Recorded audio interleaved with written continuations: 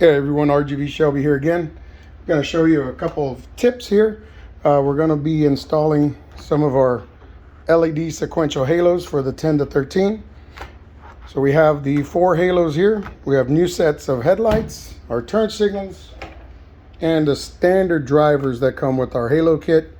You have one per side.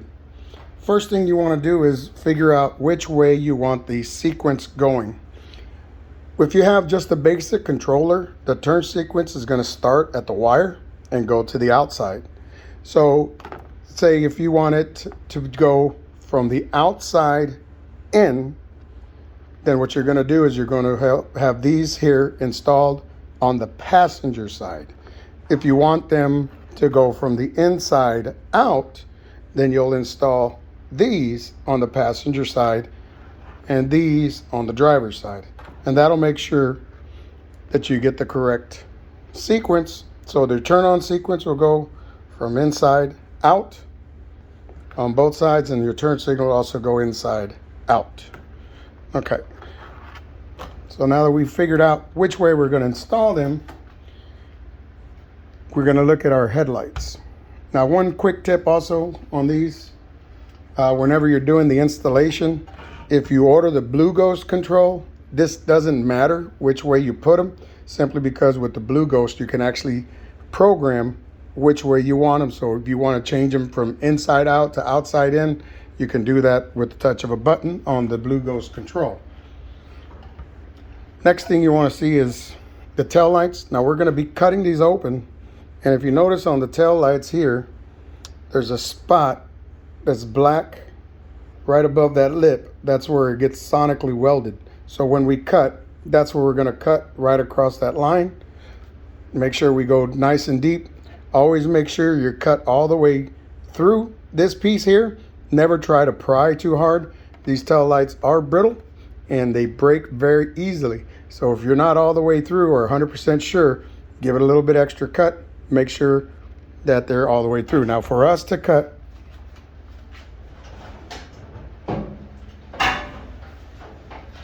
this is the tool that we prefer. This one here can be whatever bit you want. We prefer the round bit just because it gives us a little bit extra control whenever we're cutting. So the Dremel, the little sonic cutter, is probably your best bet on that one.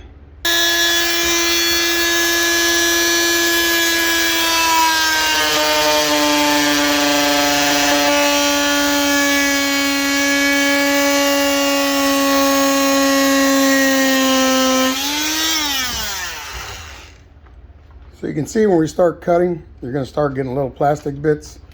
And like I said, make sure you clean this off, get all the little hard bits. You can clean that off once you get on there, but always make sure it goes all the way through.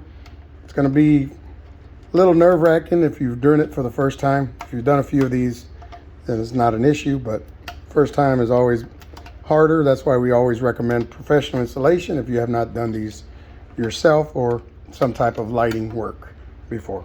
So we'll continue to cut these open. Okay, so we've got our first headlight cut open. Next thing we're going to do is we're going to want to prep our headlight for the installation. First thing we want to do is get our wire stretched out. We have our hole cutter here. So on these here, since these are going to a customer and they wanted the basic control, we are going to put them inside out. So we're going to use this one here. This is going to be for the passenger side, so that way it's going to go outward. So first thing we're going to do is, if you look real close, there's a bunch of little holes. We're going to drill a hole right here in this upper corner.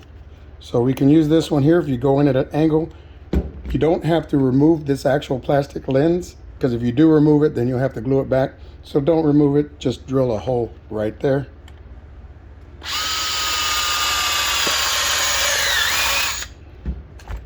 Like that.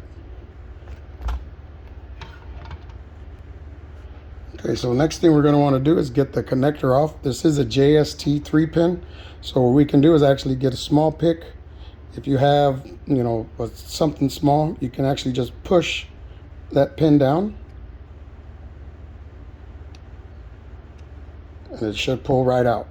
So then these pins pull out. If you get your little knife, you can actually go back in there catch the edge of that pin, bring it back up. There you go. So you can see how I brought them back up. That way, once we fish it through, we'll do fine. And now the way we install these, we actually come out through this breather hole. So we'll remove the Gore-Tex that's on there.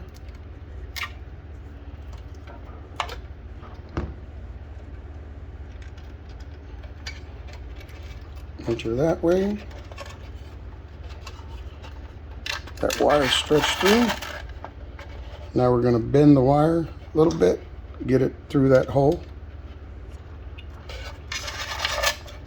Fish that all the way through. Now we have our halo. Now we can mount it. And it should mount just like that. So it's got 3M on the back. We'll remove the 3M.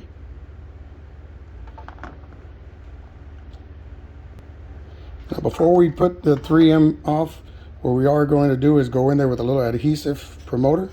Just kind of clean that edge to make sure we get a nice good seal with this 3M tape. Use our pick, peel that tape off. And the way we like to do is we like to line our edge up with that outer ring. Bring it down, press. Now there you go. Now it's pulled through. You're ready to go. You can seal these back up, put the cover back on. And we'll do this for the other 3 headlights and we'll be back. Okay, so here we have our headlight. It's ready. We do use a combination of butyl rubber on the inside and a flexible sealant on the outside. So here we have our butyl rubber installed. We already have it kind of pressed on. We have our lens clean. I'm gonna go ahead and put that together.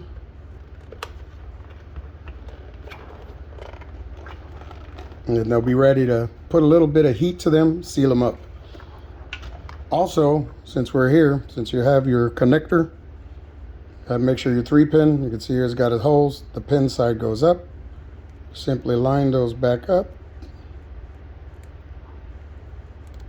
Push them in, and they're locked back in place.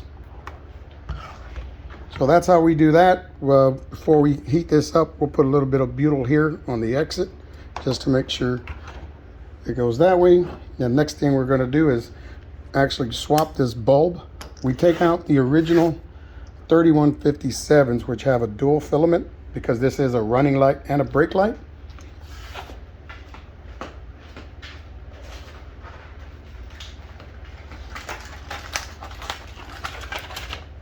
And we replace that with the 3156, which is a single filament.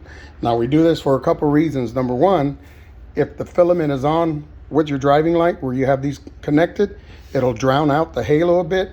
And number two, whenever you do your turn signal, you won't need extra load resistors by using this. And it'll look nice. So, like I said, this helps keep you from adding additional wiring. So that's the basic installation.